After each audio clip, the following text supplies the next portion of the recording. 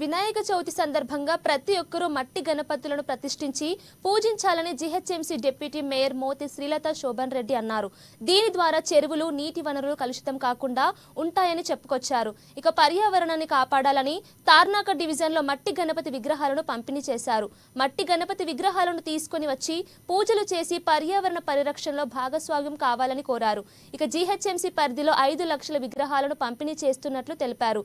గణేష్ నిమజ్జనం కోసం ప్రతి డివిజన్లో బేబీ పాండ్స్ ఏర్పాటు చేస్తున్నామని, ప్రతి ఒక్కరూ చిన్న విగ్రహాలను అక్కడే నిమజ్జనం చేసుకోవాలని సూచించారు.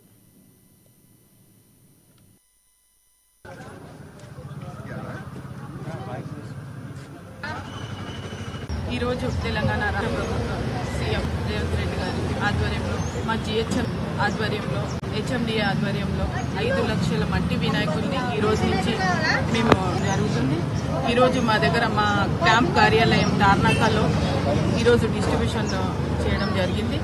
దానిలో ప్రజలందరూ కూడా చాలా సంతోషంగా మట్టి వినాయకులు తీసుకెళ్లి చాలా సంతోషంగా సెలబ్రేట్ చేసుకోవాలని కోరుకుంటూ, ముందుగా తెలంగాణ రాష్ట్ర ప్రజలందరికీ కూడా అడ్వాన్స్గా వినాయక చవితి శుభాకాంక్షలు తెలియజేస్తున్నాం.